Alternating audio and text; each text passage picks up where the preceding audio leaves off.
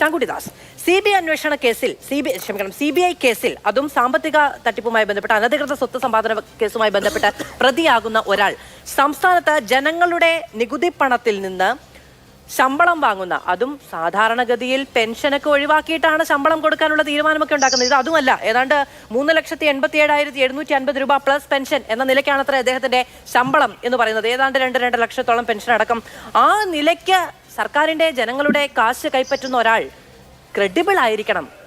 അതും പോകട്ടെ, അദ്ദേഹത്തിന്റെ റെക്കോർഡ് വിശ്വസനീയമായിരിക്കണം. അദ്ദേഹത്തിന്റെ പേരിൽ ആരോപണങ്ങളോ അല്ലെങ്കിൽ അദ്ദേഹത്തിന്റെ പേരിൽ കേസുകളോ ഉണ്ടായിരിക്കരുത് എന്നുള്ളത് ജനങ്ങളുടെ ഒരു മിനിമം ആവശ്യം എന്ന നിലയ്ക്ക് ഒരു സർക്കാരിന് പരിഗണിക്കാൻ പോകുന്നതല്ലേ?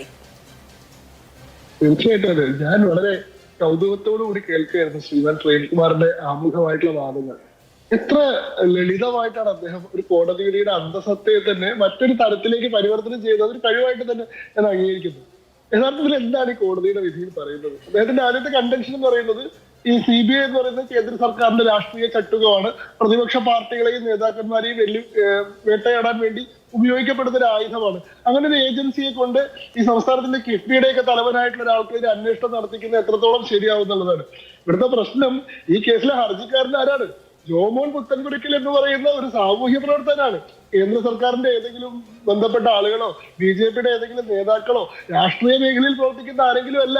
പൊതുകാര്യ പ്രസക്തനായിട്ട് ഇത്തരം സാമൂഹിക വിഷയങ്ങളിൽ നിരന്തരമായിട്ട് ലിറ്റിഗേഷൻസ് നടത്തിയിട്ട് കോടതിയെ കൊണ്ട് ഇടപെടൽ നടത്തിയിട്ടുള്ള ചരിത്രമുള്ള എന്താണ് സിസ്റ്റർ അമലയുടെ കേസിൽ ഉൾപ്പെടെ ലിറ്റിഗേഷൻ നടത്തിയിട്ടുള്ള ജോമോൻ പുത്തൻപുരയ്ക്കൽ എന്ന് പറയുന്ന ആളാണ് ഇവിടുത്തെ ഹർജിക്കാരൻ. ഈ കേസിന്റെ ഒരു ഫൗണ്ടേഷൻ എങ്ങനെയാ, ഇതിന്റെ അടിസ്ഥാനം എങ്ങനെയാന്ന് വെച്ചാൽ അങ്ങ് ജഡ്ജ്മെന്റ് വായിച്ചല്ലോ. 74 പേജുള്ള ജഡ്ജ്മെന്റിന്റെ ആദ്യ ഭാഗങ്ങളിൽ തന്നെ വളരെ ക്ലിയർ ആയി പറയുന്നുണ്ട്. അതായത് ഈ പറയുന്ന KM എബ്രഹാം എന്ന് പറയുന്നവരുടെ വരുമാനവുമായി ബന്ധപ്പെട്ട് സാധാരണഗതിയിൽ സർക്കാർ ഉദ്യോഗസ്ഥന്മാര് അവരുടെ സിവിൽ സർവീസ് കണ്ടക്ട് റൂൾസിന്റെ റൂൾ 16 പ്രകാരം അവരുടെ വാർഷിക വരുമാനം സ്റ്റേറ്റ്മെന്റ് ആയിട്ട് ഫയൽ ചെയ്യണം. സംസ്ഥാന സർക്കാരിനെയും ബന്ധപ്പെട്ട ഉദ്യോഗസ്ഥന്മാരെ അറിയിക്കണം. ഇദ്ദേഹം അങ്ങനത്തെ ഒരു സ്റ്റേറ്റ്മെന്റ് ഫയൽ ചെയ്തിട്ടില്ല. ഇതുമായി ബന്ധപ്പെട്ട് ഇദ്ദേഹം ഒരു റൈറ്റ് ടു ഇൻഫർമേഷൻ ആക്ട് പ്രകാരം ഇദ്ദേഹത്തിന്റെ വരുമാനവുമായി ബന്ധപ്പെട്ടിട്ട് ഒരു അപ്ലിക്കേഷൻ ഫയൽ ചെയ്തു ജോമോൻ പുത്തൻപുരയ്ക്കൽ. കാരണം ഇദ്ദേഹം കാണുന്നുണ്ട്, ഇദ്ദേഹം തിരുവനന്തപുരത്ത് വീട് മേടിക്കുന്നു, ഇദ്ദേഹം ബോംബെയിൽ വീട് മേടിക്കുന്നു, ഇദ്ദേഹം കൊല്ലത്തൊരു വലിയ ഷോപ്പിംഗ് കോംപ്ലക്സ് ഉണ്ടാക്കുന്നു.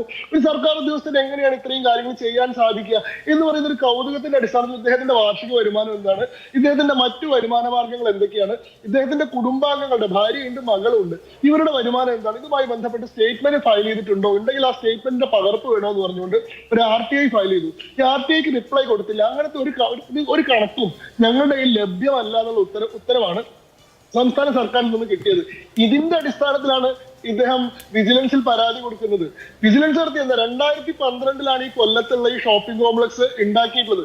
8 കോടി രൂപ, മൊത്തം 12 കോടി രൂപയുടെ അനധികൃത സ്വത്ത് സമ്പാദനം പറയുന്നതിന് 8 കോടി രൂപയും ഈ കൊല്ലത്തുള്ള ഈ ഷോപ്പിംഗ് കോംപ്ലക്സുമായി ബന്ധപ്പെട്ട നിർമ്മാണത്തിലാണ്.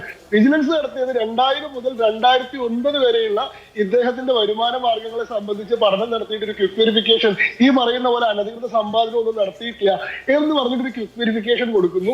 ഇതിന്റെ ഈ കോടതി വിധിയിൽ തന്നെ, ഈ CBI അന്വേഷണത്തിന് ഡയറക്ട് ചെയ്തുകൊണ്ടുള്ള കോടതി വിധിയിൽ കൃത്യമായി കോടതി പറഞ്ഞു വെക്കുന്ന കാര്യങ്ങൾ വിജിലൻസ് അന്വേഷണത്തിൽ വിശ്വാസമില്ല എന്നുള്ളതാണ്.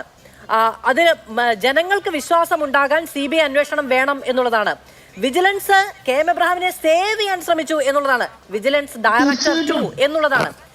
ഇത് നോക്കൂ, ഇത് KM എബ്രഹാമിനെതിരെ മാത്രമുള്ള ആരോപണമല്ല, സർക്കാർ സംവിധാനങ്ങൾക്ക് മുഴുവനും ഈ കോടതി വിധി ബാധകമാണ്.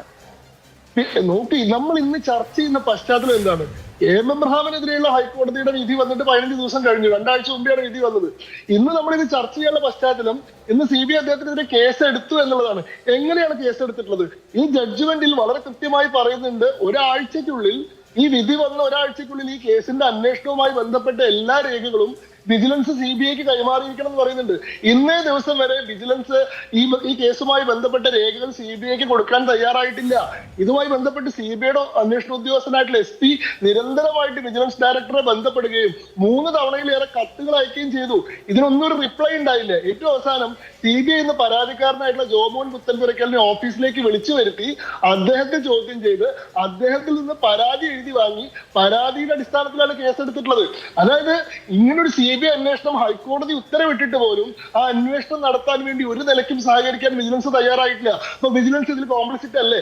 വിജിലൻസ് ഇതിലൊരു കക്ഷി സമയമില്ലായ്മ കൊണ്ടാവില്ല എന്ന് വിചാരിക്കുന്നു. അദ്ദേഹത്തെ വിഷു സന്ദേശത്തിൽ ഈ പറയുന്ന 4-5 പാരഗ്രാഫ് കൃത്യമായി എഴുതി നാട്ടുകാരെ മുഴുവനും ഇമെയിൽ അയച്ച് അറിയിക്കാനുള്ള സമയമുണ്ട്, സംവിധാനമുണ്ട്, താല്പര്യവുമുണ്ട്. പക്ഷേ മറ്റു കാര്യങ്ങൾക്കുള്ള താല്പര്യമോ സമയമോ ഇല്ല, അത് പ്രകടിപ്പിക്കാനുള്ള നേരവുമില്ല, അതിനുള്ള ഔചിത്യവുമില്ല, നിയമ സംവിധാനത്തോടൊരു ബഹുമാനവുമില്ല. നോക്ക്, ഇതിൽ ഏറ്റവും വലിയ തമാശ എന്താണെന്ന് വെച്ചാൽ ഇപ്പൊ KM എബ്രഹാമിന്റെ ഒരു മാസത്തെ ശമ്പളം അതുമായി ബന്ധപ്പെട്ട് ഈ വിധിയിൽ തന്നെ പറയുന്നുണ്ട്. അദ്ദേഹം ഒരു 2013 അദ്ദേഹം ശമ്പളമായിട്ട് ഡ്രോ ചെയ്യുന്നത് 80,000 രൂപയാണെന്ന് പറയുന്നു. എന്നാൽ ഈ ബോംബെയിലുള്ള ഇദ്ദേഹത്തിന്റെ ഫ്ലാറ്റ് 3 കോടി രൂപ വില വരുന്ന ഫ്ലാറ്റിന്റെ ബാങ്ക് ലോണുമായി ബന്ധപ്പെട്ട് ബാങ്കിൽ അടയ്ക്കുന്നത് മാസം 84,000 രൂപയാണ്. 80,000 രൂപ സാലറി ഡ്രോ ചെയ്യുന്ന ആളെ എങ്ങനെയാണ് 84,000 രൂപ അടയ്ക്കുന്നത്? അപ്പോ ഇതുമായി ബന്ധപ്പെട്ടിട്ടാണ് ഇദ്ദേഹം ഈ RTI കൊടുക്കുന്നത്. ഈ RTI കൊടുത്തിട്ട് RTIക്ക് റിപ്ലൈ കൊടുക്കാൻ തയ്യാറാവുന്നില്ല.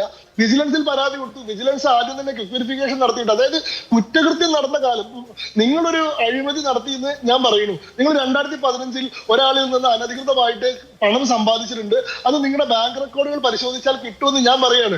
ഈ പറയുന്ന വിജിലൻസ് 2000 മുതൽ 2010 വരെയുള്ള നിങ്ങളുടെ ബാങ്ക് റെക്കോർഡ് പരിശോധിച്ചിട്ട് പറയാണ് അങ്ങനെ യാതൊരു അനധികൃത സമ്പാദനവും കാണുന്നില്ല എന്ന് പറഞ്ഞാൽ വിജിലൻസ് ഇവിടെ നിങ്ങളുടെ ഒപ്പാനുള്ളത് വ്യക്തമല്ലേ?